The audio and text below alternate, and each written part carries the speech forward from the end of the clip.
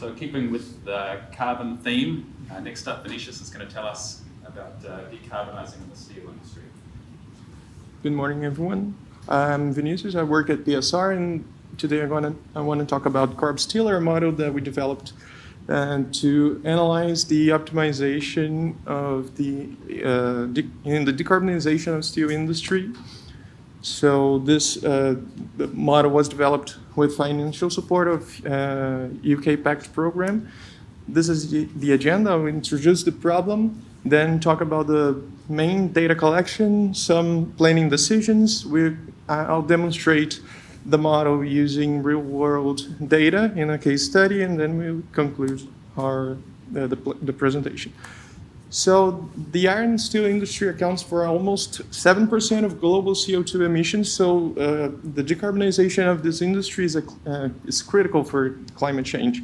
And to evaluate the decarbonization of such a complex sector, we require a tool that is capable of capturing the interplay between investment decisions and technology selection, emission constraints or other operational constraints with regulatory frameworks, and also the financial viability across multi-plant industrial systems. So that's why we developed CarbStealer as an optimization model that uses Julia and JUMP and is solved with HICE.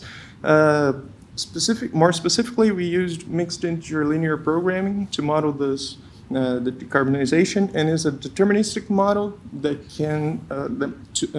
that is allowed to model multi-plants with multiple years of horizon, and it provides a flexible framework to analyze different scenarios of, for example, different transition scenarios in the decarbonization. And also, we can. The main idea of this model is to give some insightful analysis on how we can support a climate policy or public policies in the sector. So, beginning with the main collections here, we have routes. They are basically recipes that converts inputs into outputs. We have processes that can combine different routes that share the same physical technology, and we have plants that combines different processes, and the process may be linked with some materials between those processes. And we also can model local markets in plants. So I brought here 5 investment decisions as an example, but we can have many more and other options and combine different strategies. So for example, here I brought a BF-BOF process that is a blast furnace that produces iron, and this iron is used in the basic oxygen furnace, the BOF, to produce steel. So let's say that in this scenario, we are we produce the amount of steel that the market requires. We attend all the emission limits, so we do not have to change the way we make steel today. So, but our processes have a life cycle. And after this life cycle ends, we have to refurbish to keep using these processes. The second example that I brought here is that we invest in a new technology. In this case, I used carbon capture. So we add a third process to our process chain. In the third example, let's say that we want to expand our production. So that's another investment decision. The fourth one is actually a combination of 2 different strategies. The first one is that we want to use biofuels in the blast furnace process. So we have, for example, we have to make a little investment on a nozzle to inject biofuels. And also we want to change, to replace BOF with electric arc furnace. That is the EAF. And the fifth example, we want to replace all our processes in this plant. So we replace BF with DRI, which is direct reduction iron, and BOF we replace with EAF. These are 5 illustrative examples, and we can have many more. And also we have to decide this for each plant that we have in our system. And this is an operational decision for each process that we have. We can decide how we will combine our routes to produce steel. Each route can have a different carbon emission and a different process cost to produce due to different materials and feedstock. So we have to make a decision on how we combine those routes to attend our production limits. They could be regulatory, physical, or financial. And also we have to account for CO2 emissions and CO2 costs. And this case study is a real-world analysis with some of the steel industry in Brazil data.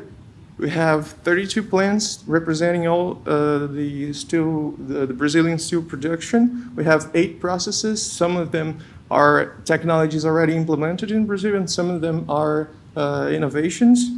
We have combining processes in those plants. We have 141 instances. 61 of them are active, and we want to evaluate 80 candidates of processes in the system. In total, we have 18 routes and 23 materials. In the scenario we are analyzing here, we are analyzing 3 scenarios. The first one is the business as usual, where we do not impose limits on CO2 emissions. There's a moderate transition where we want to reduce in 45% the CO2 emissions by 2050, and a deep decarbonization where we want to reduce in 85% our CO2 emissions by 2050.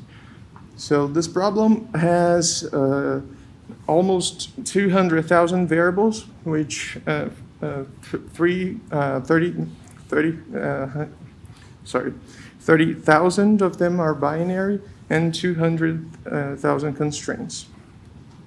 This is just a picture of the limits we're imposing here, and the red line is the current estimated emissions.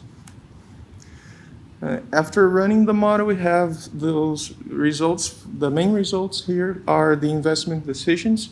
In the business as usual, we're not investing in new technologies. We're only refurbishing current processes and also investing in a little bit of current existing technologies. In the second scenario, the moderate decarbonization, we adapt the BF. In this specific case, we implemented the route with biofuels that are actually, these routes have less CO2 emissions than the traditional BF production, which uses coal, mineral coal. And in the deep decarbonization, we can see here that we invest in new technologies, the DRI and the electric arc furnace for flat steel. The DRI uses hydrogen in this case, and it reduces significantly the CO2 emissions. And we also adapt the BF routes. This is just a summary of what I said here, the results.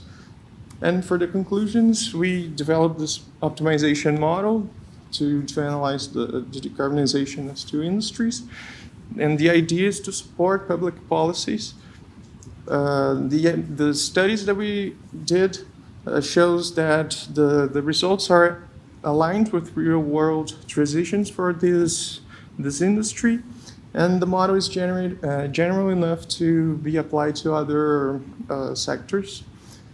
Some of the challenges and lessons learned throughout this project are that for larger instances, it was a little bit difficult to solve with highs, but when we scaled the problem using the process capacities.